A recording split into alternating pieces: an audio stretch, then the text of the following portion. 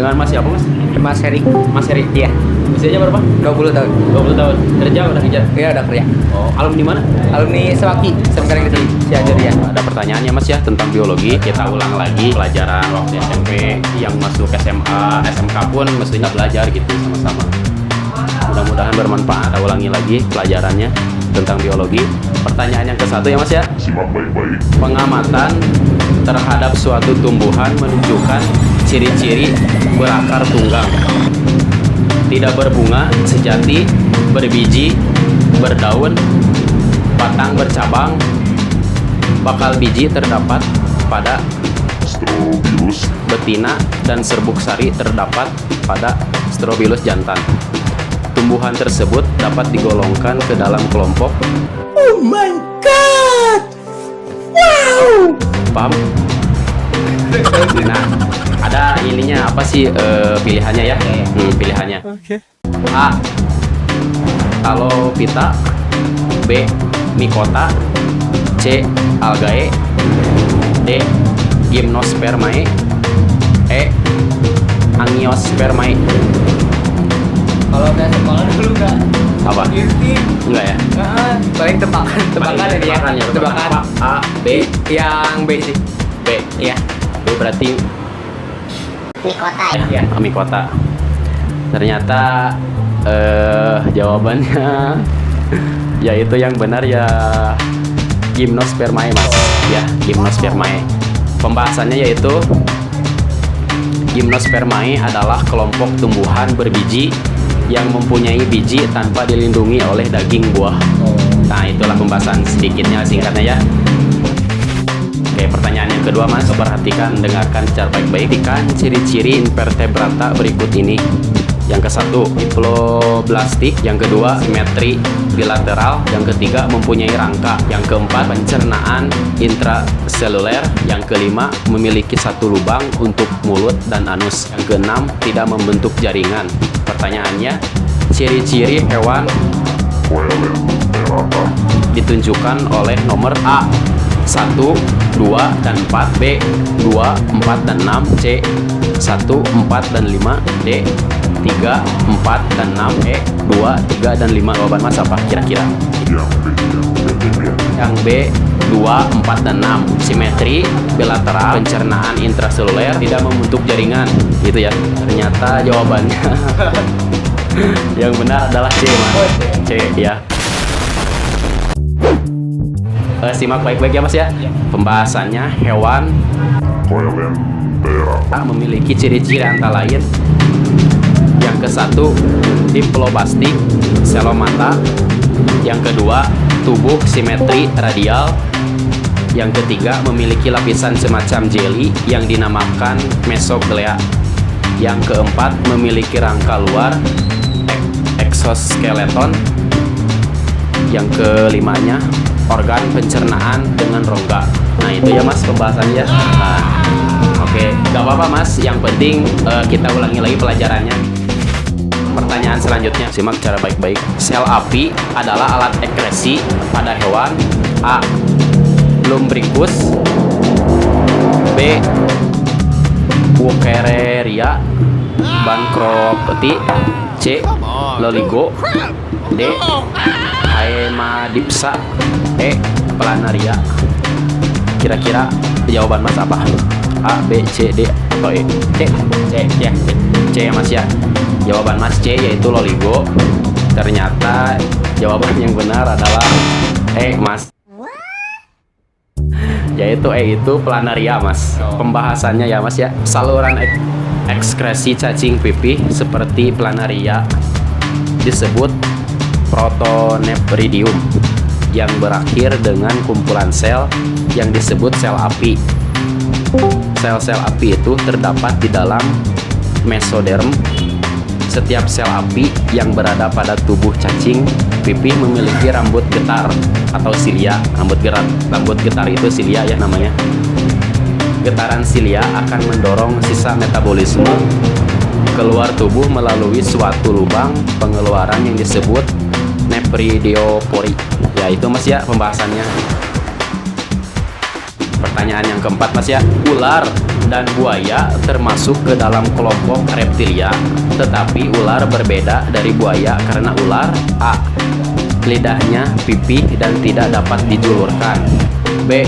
berkulit tebal dan bersisik, C. memiliki sisik dari bahan tulang, D. lidahnya tidak bercabang, E. tidak memiliki tulang dada. Yang ditanyakannya perbedaan si ularnya. Si ularnya. Si ularnya. Maksudnya kenapa ular itu berbeda dengan buaya? Yang A sih. A. Iya. Berarti yang A itu jawaban Mas, lidahnya pipih dan tidak dapat dijulurkan. Iya. Nah, oke. Jawabannya itu ternyata Mas. Gak apa-apa, kita belajar lagi sebab apa sih bareng-bareng gitu. Ternyata jawaban yang benar itu adalah E. Tidak memiliki tulang dada. Tidak memiliki tulang dada. Pembahasannya, ular termasuk ke dalam anggota ordo Squamata dengan ciri-ciri yang ke-1, memiliki kulit yang mengandung zat tanduk, lidahnya berpipih, bercabang, dan dapat dijulurkan, bersisik tebal yang tersusun atas zat tanduk. Yang ke-4, memiliki skeleton luar yang terdiri dari tulang belakang, rusuk, dan tengkorak. Nah, yang ke-5, tidak memiliki tulang dada seperti buaya. Nah, itu berarti jawabannya Mas ya, tidak memiliki tulang dada. Oke, gak apa-apa. Kita apa sih belajar bareng-bareng. Pertanyaan selanjutnya, pertanyaan yang ke-5. Laut dalam merupakan tempat yang gelap sehingga tidak memungkinkan terjadi fotosintesis. Organisme yang hidup di daerah tersebut memperoleh energi dari, jadi maksudnya kalau laut dalam itu kan tidak nembus lah, sinar matahari itu tidak nembus gitu, saking apa sih dalamnya gelap lah intinya gitu. Yang A, endapan bahan organik di permukaan, B, energi panas bumi, yang C, energi dari air, yang D, tidak ada kehidupan di sana, yang E, tubuhnya sendiri. C sih. C ya? Ya. Ternyata jawabannya yang benar adalah A, Mas. Yang benar yaitu A, endapan bahan organik di permukaan ya. Pembahasannya, laut dalam zona apotik merupakan semua zona yang terletak di bawah zona apotik.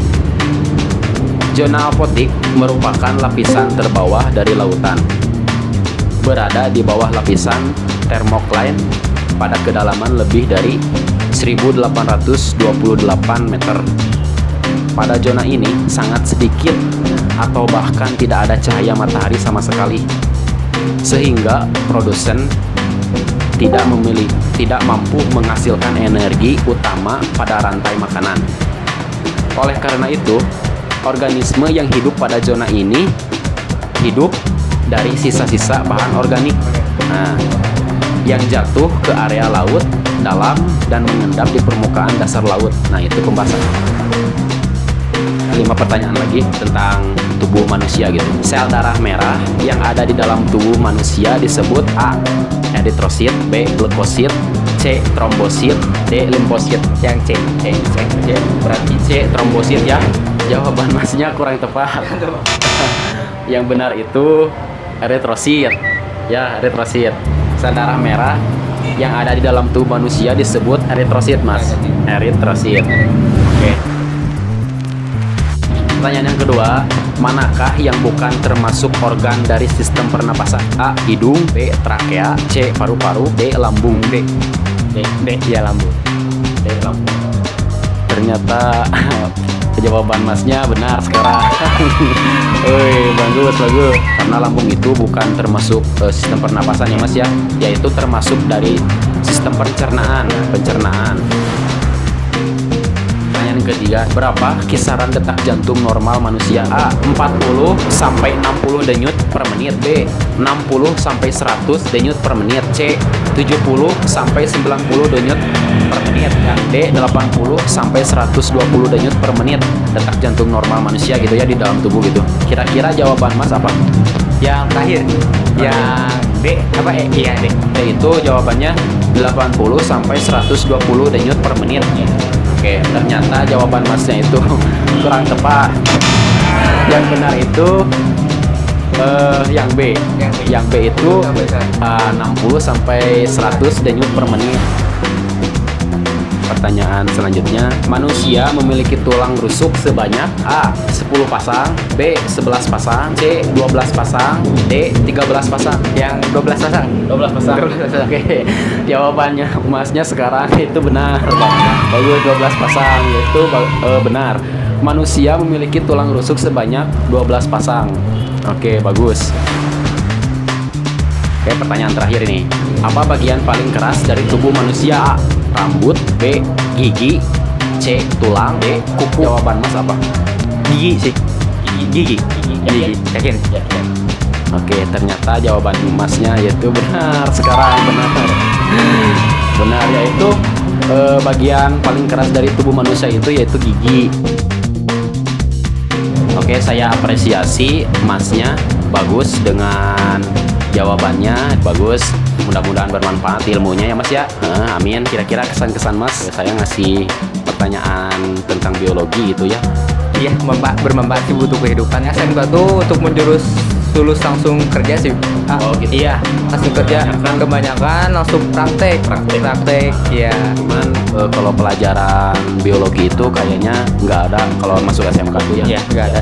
Cuman kelas 1 ada IPA doang. IPA. Iya, kayak gitu. Cuman nggak jauh sampai kayak SMA. Oh, gitu ya. Iya.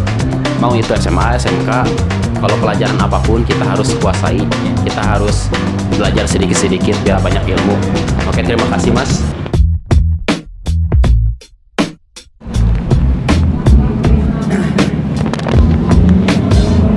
Ini Mas, saya ada makanan sedikit. Sama minumannya.